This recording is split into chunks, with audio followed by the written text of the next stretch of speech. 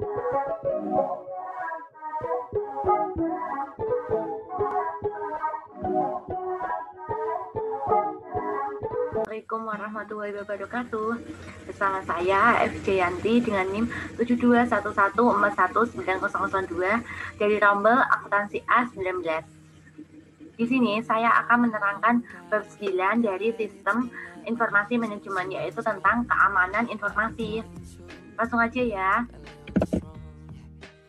Nah, yang pertama adalah kebutuhan organisasi akan keamanan dan pengendalian.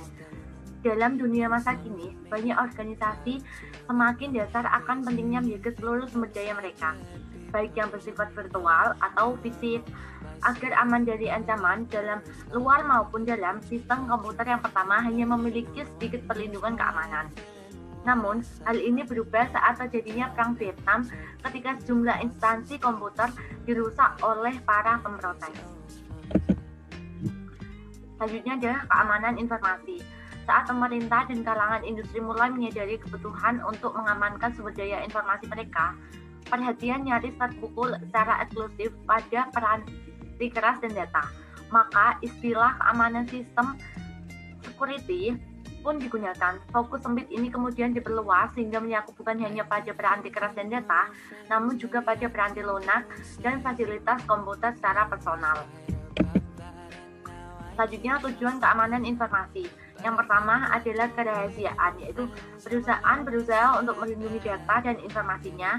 Yang kedua, ketersediaan, yaitu menyediakan data informasi bagi para pihak yang berwenang.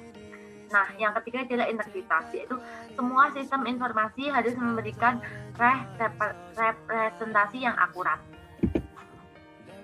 Selanjutnya adalah manajemen keamanan informasi. Seperti halnya cakupan keamanan informasi, telah meluas, demikian juga pandangan dan tanggung jawab manajemen tidak hanya untuk menjaga sumber daya informasi yang aman, namun juga diharapkan untuk menjaga perusahaan tersebut agar tetap berfungsi setelah bencana atau jebolnya sistem keamanan. Aktivitas untuk menjaga sebuah sumber daya informasi agar tetap aman disebut dengan manajemen keamanan informasi atau Information Security Management. Selanjutnya adalah strategi manajemen keamanan informasi. Nah, ini adalah bagiannya. Untuk lebih jelasnya bisa dilihat di buku. Selanjutnya adalah ancaman. Ancaman keamanan informasi atau information security adalah orang, organisasi, mekanisme, peristiwa yang memiliki potensi yang membahayakan sumber daya informasi perusahaan. Jenis-jenis ancaman diri ada yang namanya virus, yaitu program komputer yang dapat mereplikasi diri sendiri tanpa dapat diamati oleh si pengguna yang menempelkan dirinya pada program-program boot sektor lain. Selain virus, ada juga worm, trojan, host, adware, dan spyware. Selanjutnya, resiko. Resiko keamanan informasi didefinisikan sebagai potensi output yang tidak diharapkan dari pelanggan keamanan informasi oleh ancaman keamanan informasi. Persoalan e-commerce. E-commerce telah memperkenalkan suatu perusahaan dengan keamanan yang baru. Masalah ini bukanlah perlindungan data, informasi perangkat lunak, tapi perlindungan dari pemalsuan kartu kredit.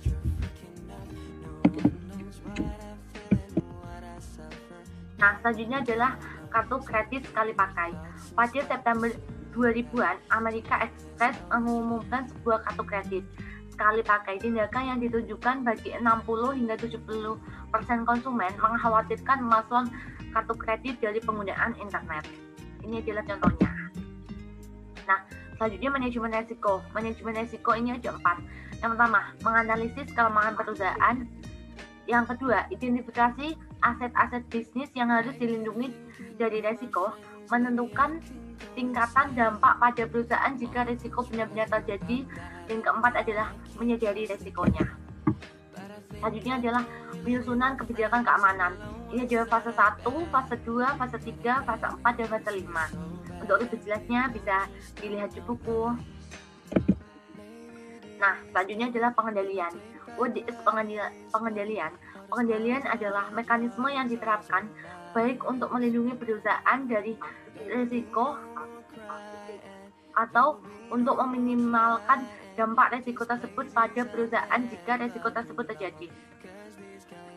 Pengendalian teknis adalah pengendalian yang menjadi satu di dalam sistem dan dibuat oleh para penyusun sistem selama masa siklus penyusunan sistem. Selain pengendalian teknis, ada juga pengendalian akses, yaitu identifikasi pengguna. Yang pertama, mengidentifikasi mereka dengan cara memberikan sesuatu yang mereka ketahui. Yang kedua, otentifikasi pengguna. Para pengguna memverifikasi hak akses dengan cara memberikan sesuatu yang mereka ketahui.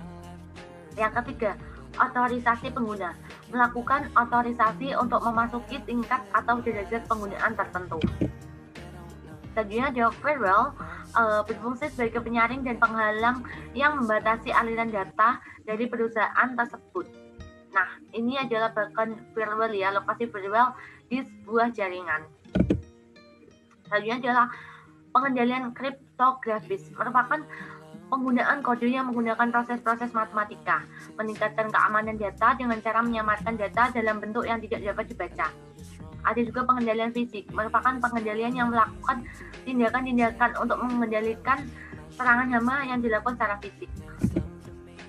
Selanjutnya, pengendalian formal, mencakup penemuan cara perilaku, dokumentasi perusahaan dan praktek yang diharapkan, pengawasan serta pencegahan perilaku yang berbeda dari panduan yang berlaku. Pengendalian ini bersifat formal karena manajemen menghabiskan banyak waktu untuk menyusunnya, dokumentasikan dalam bentuk lisan, dan diharapkan berlaku dalam jangka yang panjang. Selain itu, ada juga pengendalian informal, yaitu mencakup program-program dan edukasi serta program pembangunan dan manajemen. Pengendalian ini ditunjukkan untuk menjaga agar para karyawan berusaha untuk memahami serta mendukung program keamanan tersebut.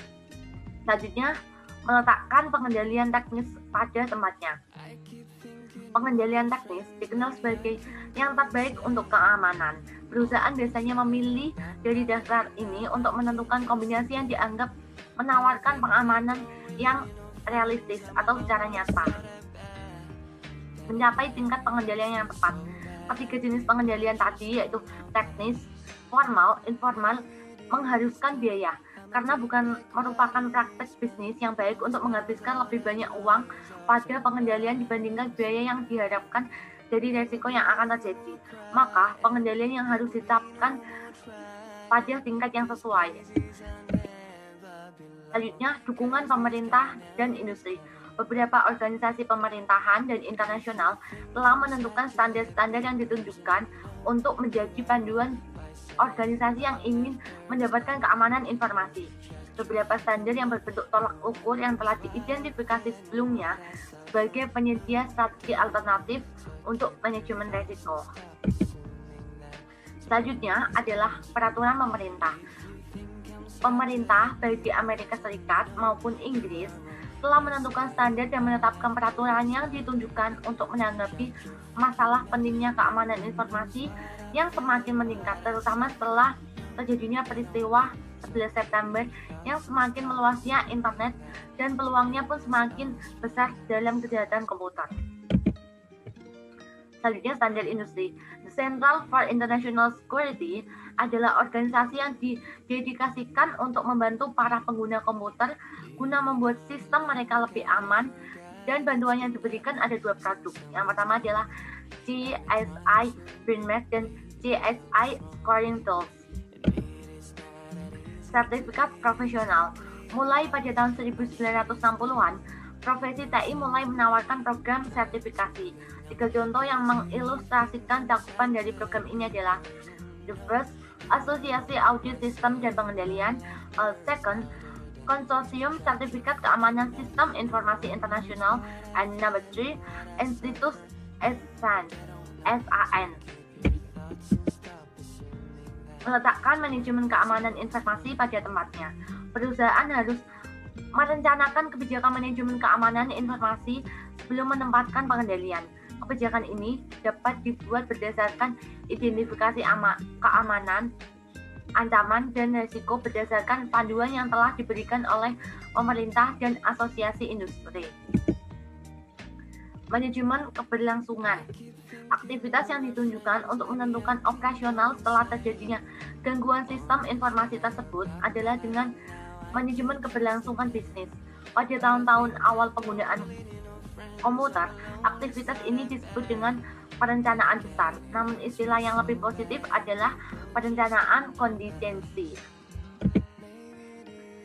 Sub rencana manajemen kelangsungan bisnis yang umum, mencakup rencana darurat, rencana cadangan, dan rencana catatan penting. Darurat artinya menyebutkan cara-cara yang akan menjaga keamanan karyawan jika bencana itu terjadi. Kemudian rencana cadangan, perusahaan akan mengatur agar fasilitas komputer cadangan ini tersedia. Sedangkan rencana catatan penting adalah dokumen kertas dan media penyimpanan yang penting untuk meneruskan bisnis perusahaan tersebut. Thanks. Do you have any question? Bisa dicantumkan di kolom komentar ya teman-teman. See you, bye-bye. Mohon maaf bila ada salah kata. Sampai ketemu di bab 10.